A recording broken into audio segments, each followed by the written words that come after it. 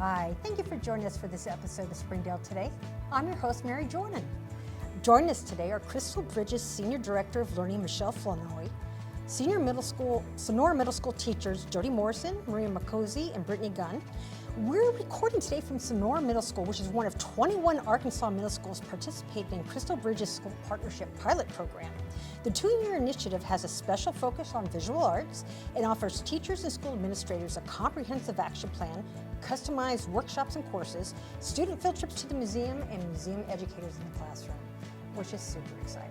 Thank you for being here with us today. Thank you for having us. Now, Michelle, I'm wondering, why did you guys choose middle schools to do the pilot program with? Yeah, well, we did a ton of research and actually have been working in school partnerships early on before the pandemic, and really saw that there was a gap. There was a gap in the middle school age in access to resources, access to art. We see strong engagement in elementary, strong engagement in high school, but then there tends to be a dip. So we really wanted to position this partnership to kind of close that gap. We also know within the middle school, it's a critical time for the development of young people. No one knows that better than these amazing teachers here, and that the arts have a really strong ability to really activate, excite, and motivate students in their learning journey. So that's kind of the big picture of why we've really drilled into middle school. Oh, and then why? Why is this such a critical time for students, teachers? I think middle school is such a formative time. At this point, kids really develop like their interests and what they like and what they're going to continue to do and work on. And so if you miss them at this point, I don't know that you ever would catch them. They're very checked out in middle school. I think it's, so I read somewhere that, you're further away from the, excitement of elementary, and the real world is still kind of too far away for you to grasp. And so you tend to get, like I said, just they check out a little bit in middle school, and I've really noticed that this helps with their engagement and with excitement and interest. And what kind of research went into developing the program and kind of deciding how the initiative was going to be built? Mm-hmm. Well, we actually paused the program in 2020, and we said, let's take a moment, really pause, take the time to reimagine what the biggest impact the museum can have in education. We convened leaders from across the country at all levels, higher education, arts organizations, at the state level, to really come together and identify what the need is, and that's really what has led to this pilot. Well, what are some of the key philosophies that are going behind it? There's an action plan, and you're very strategic in what you're doing. What are some of the pillars behind that? Yeah, there's really 3 big ideas, and the first is learning through American art and really connecting the students' lives through our stories of America that you see when you walk into the galleries of the museum, and really looking at stories of creativity and resilience. The next one is arts integration, so really connecting works of our collection to different subject areas. So students can learn about math through works of art. They can learn about writing, reading comprehension, literacy. We know that's huge. That it's all kind of catalyzed by the works in our collection. And then finally, community connection. The students and schools are engaged in really exciting, ambitious public art projects focused on telling the stories of America within their own communities, and then they do art making as well in the classroom. So those are like the 3 core areas that we're focused on through the partnership. And Brittni, Maria, you guys, what Jodi, teachers, you teach art, English?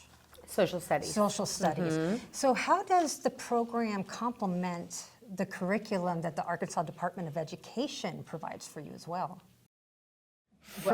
Sorry. Go ahead, Jodi. Well, from an art standard, we have a responding to art standard that asks students to perceive and analyze artwork. So the strategies used in the classroom are really like focusing on those students analyzing that artwork and responding to that artwork. What about you guys? I teach American U.S. history and ancient civilizations. Pretty much everything in the museum I can tie to my curriculum in some way. So I am very, very lucky. I don't have to look very far. I have a very similar experience with not really having to try very hard with English. The kids are reading anyway, and just like you read a text, you can read a piece of art. there's things there to find and support, and so it's very similar. Can you think of anything in particular that stands out as an integration area for you that's kind of worked really well for your students? I can, if you guys. Go ahead. Okay. Narrative writing has been a huge one.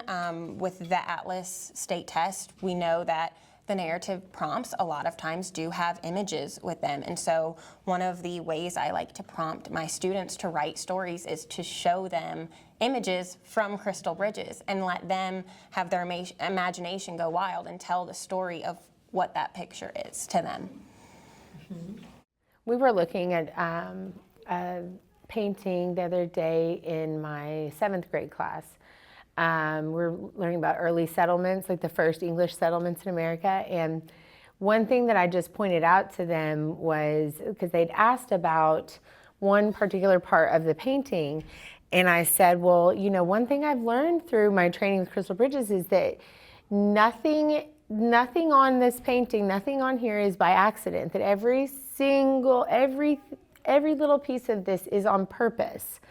When that's all I had to say, and then it just drove the conversation into a different direction of them just looking at that one particular point and going, why would they have put that there? What is the reasoning behind this? There's a reason. And so it's just really deepening and pushing their thinking, which is not always easy to do with middle school. It's a great tool. I love hearing these stories too, because it is the part of the pedagogy of the museum really starts from looking at the work of art. And I say that to just really emphasize the importance. So it always begins with a minute or 30-second silent look at all the art.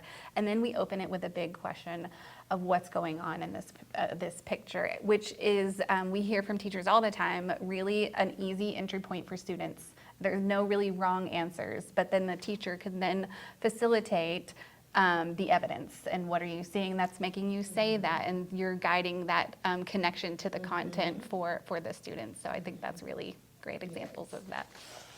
What are some really impactful aspects of the workshops and courses that you guys are working on, and has any of that influenced the way you teach in the classroom? I wouldn't even say so much, I mean, it does influence the way we teach. I just have said, I can now walk through an art museum and kind of feel like I know what I'm doing now. I mean, I've walked with friends through Crystal, and I'm like, let me show you this piece of art, you guys. And I don't know, it's even just helped me feel more confident with looking at art, and now using it in the classroom, realizing how important it really is. For me, I feel like it sparked a lot of creativity within my teaching and given me a lot of ideas. I'm a newer teacher, and so sometimes I just need that little push or to see somebody do something, and I'm like, oh, that could work great in my classroom. Let me change it a little bit and add it to what I'm already doing. So just for me, like something impactful I've seen is the level of engagement with students. I really see engagement from students who struggle with their reading and writing skills because we're just asking them to describe what they're seeing, and they're able to verbally say it, whereas like writing and stuff they struggle with. And so I just see that level of engagement that with the students who would normally check out, who are super engaged in like these visual thinking strategies that we're using with them that I wouldn't normally see otherwise. And I think sometimes that's to just that you're their teacher and they see you every single day. So on the flip side of that, though, you have museum educators that are coming into the classroom for you. What's that been like? And are there any resources that you've been able to get access to that maybe you wouldn't have been able to otherwise? So it's really nice that they come in and they model the strategies for us so we can visually see how to implement those strategies in our classroom. And so we have that for us, and then they always leave us with resources. This summer they offered a program called Reading Beyond Words, which was another like strategy for our toolbox for the arts integration, which was really great to have. And I'll add from like the student's perspective, when the educators leave the classroom and it's just us again, like they appreciate that somebody has come so much. They get so excited about it. They feel seen, and they enjoy the opportunity to like work with somebody from the community. It's exciting when you have someone new come in. It really is. It is. I mean, as much as our students love us, they see us every day. Yeah. So we are chatting today with Crystal Bridges, Senior Director of Learning, Michelle Flournoy, Sonora Middle School teachers Jodi Morrison, Micozzi and Brittni Gunn about their participation in Crystal Bridges' pilot school partnership program. What specific changes have you guys seen in the students as far as their growth in a program such as this? Have you seen changes in the classroom? Absolutely. I would just kind of piggyback on what Jodi was mentioning earlier with the engagement, but when the first time I did a visual thinking strategy with students last year, there was a boy who was probably not the highest reader or writer. You probably had not seen a lot of wins in school, and had not, I don't know that he had ever taken the chance to speak or answer a question in class all year. And anytime we would do VTS, his hand was the first one up. It was like it took away any of the fear because there's no right or wrong answer. And it's such an easy intro into it that he was so confident that whatever he said was going to be correct. And I just feel like it was a turning point for him just in school to have felt any kind of voice, success, anything. It was the first engagement I'd seen with him. And every time the rest of the year, that was where he would shine, was whenever we would pull the art out. I've had similar experiences with students coming forward. It really does build their belief in themselves, their self-efficacy. What about critical thinking and their cultural awareness? Do you guys see any differences there for your students? I think that is a bit harder to measure compared to engagement for us. But I would say yes, and that it does make them more aware. For a lot of our kids, they haven't left Springdale.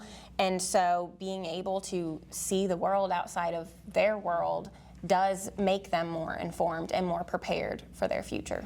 It's funny you said that. I asked one of my 7th graders today, I said, if somebody asked you, like, what benefits do you see in our art integration program, and this is not a typical 7th grade answer, but he said it pushes our critical and creative thinking, and he said it also makes us think outside the box.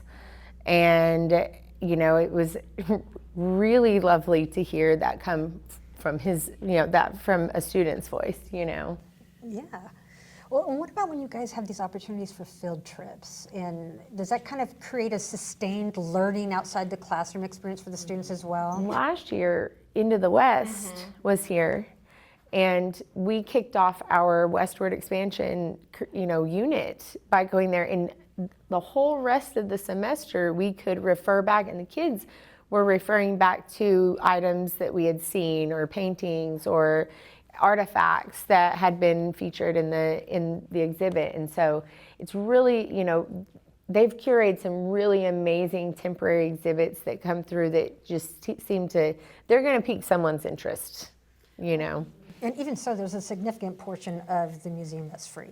Yes. To access. Yes. So even if you're not accessing whatever's rotating through at that time, there's so much free art to experience there, indoor and outdoor. And plus, there's expansion coming. Yeah. I'm super excited about that. Yes. Fully dedicated learning and engagement hub with studios for art making. So there are students, when they come, they can see and talk about art, but then they can go and make art, which is just kind of leaning onto that vision of access that Alice Walton, our founder, had.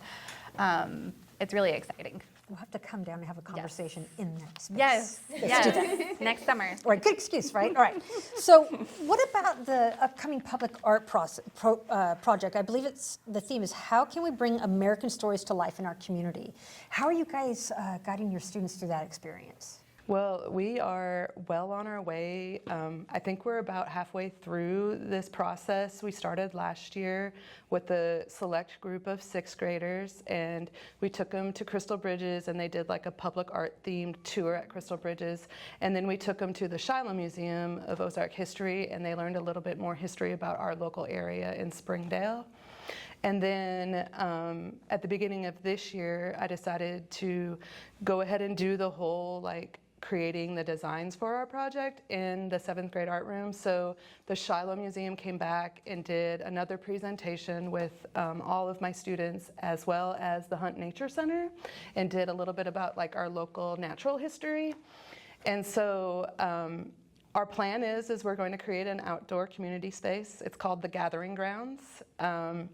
And it'll be 15 tabletops and benches that will be tile mosaiced. And we just picked our 15 designs, our final designs, and that was a whole process. There was 84 entries, and then the students narrowed it down by half.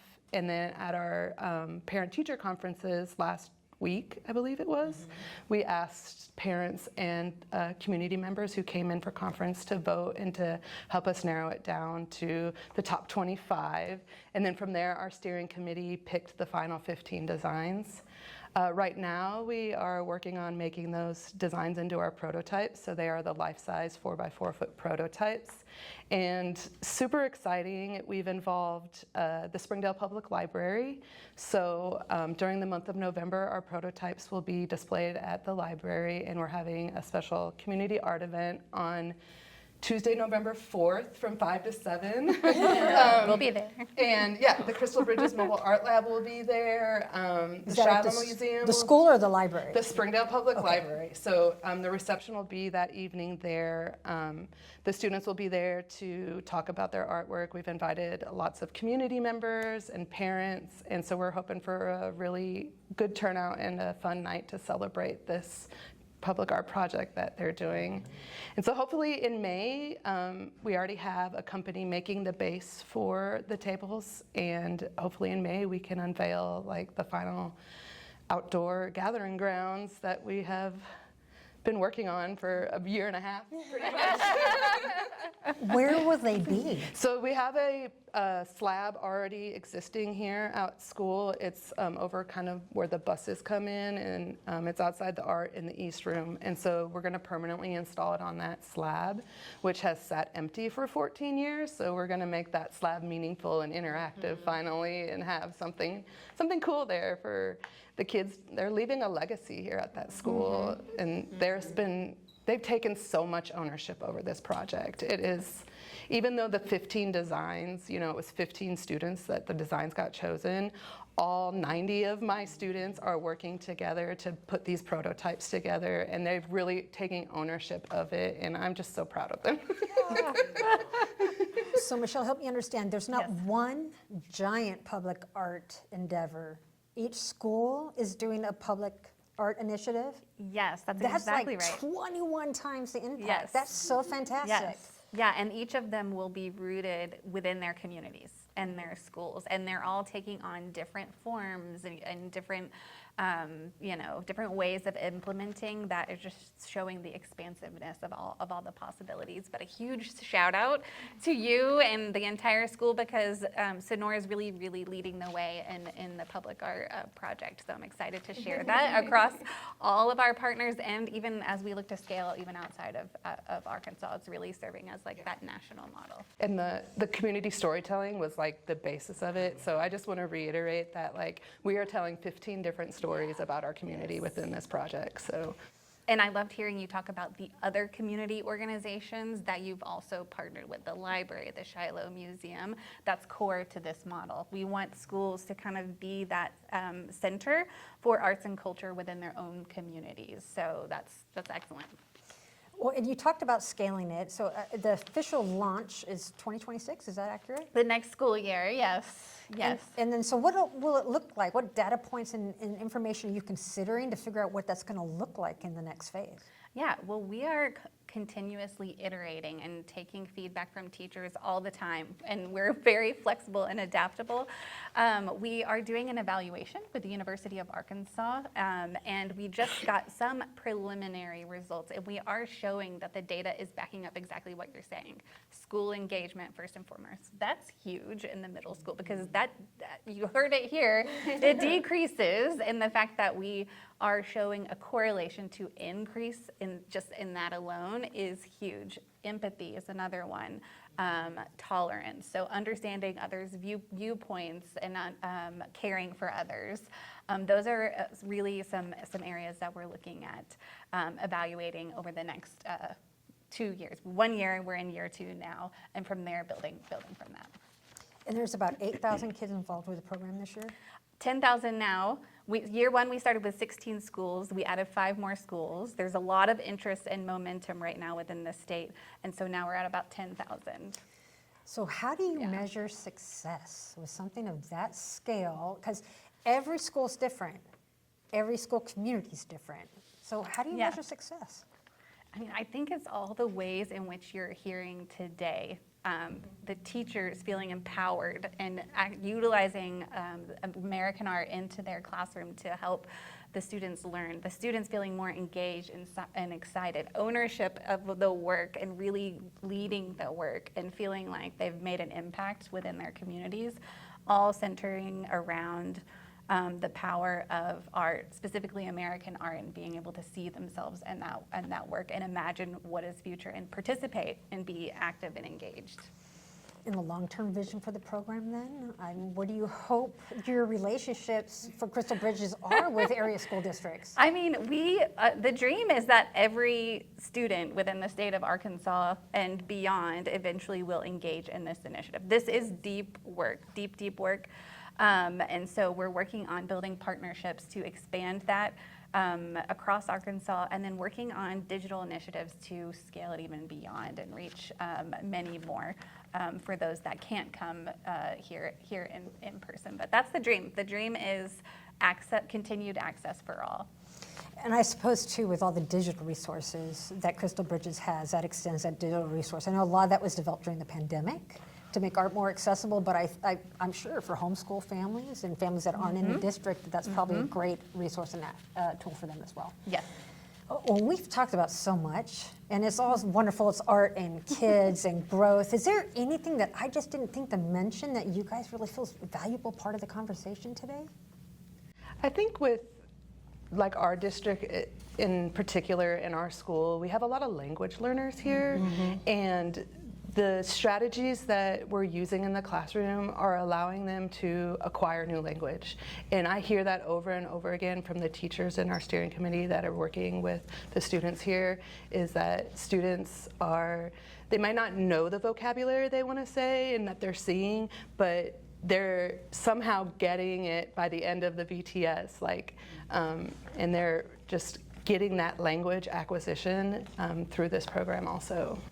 I guess if they're excited about learning more about it, they'll find the words one way or another and learn through that process. Or another student will know the word, and then they'll learn that word during this process. I had one that was just repeating. You know, he just came to my classroom a week or two ago and hardly speaks any English, but he was repeating, and he was so excited because he was like, I see a boat. And he had heard someone else, but he's practicing he just heard it and he could see it. And, I just yesterday I was going, oh my gosh, look at him. And you guys not be excited. I am so excited. In my classroom, it's super impactful for language learners because I teach English. So when you put an entire passage in front of them, that's so intimidating for them. But the art gives them a way to show their knowledge and communicate that they do know it. They just don't have the vocabulary to share that with us yet all the time. I'd also like to point out what we learn from them. Every discussion, especially the one that I used, we just started, I said early English settlements. And so the activity I did was the 3 W's. Why does this topic matter to you? Why does it matter to the people around you? Why would it matter to the world? And every class you have a different discussion, and it might go in a different way, but what they're learning from each other and what I'm learning and the viewpoints and the perspectives that you hear, it's different in every class, and you just come out, I just feel more fulfilled myself after a day like that and after a day when they are engaged in having those conversations as well. And just to see what they can think of on their own. They can get deep. You know, they can get way deeper than you think, you know. Well, thank you. Thank you for sharing with that. Thank you for being with our students. Thank you for opening the doors of Crystal Bridges to our educators and families. It's important. It makes a difference. Everything you're doing counts. Thank you so much. Thank you. Thank you. You can catch this and previous episodes of Springdale Today on YouTube, Facebook, and Instagram, and listen to the podcast on iTunes, Spotify, your favorite podcast app. Thank you for joining us for this conversation, and I look forward to talking to you next time about everything happening in Springdale Today. Springdale Today is a production of Springdale Public Schools Communication Office. The podcast is hosted by Mary Jordan and is produced and edited by Micah DeLacy. Be sure to subscribe to Springdale Today for free on your favorite podcast platform. And don't forget to follow Springdale Today on social media for episode updates and behind-the-scenes conversations. Thank you for listening. We hope you'll join us in the future As we continue to learn about the amazing stories happening in Springdale today.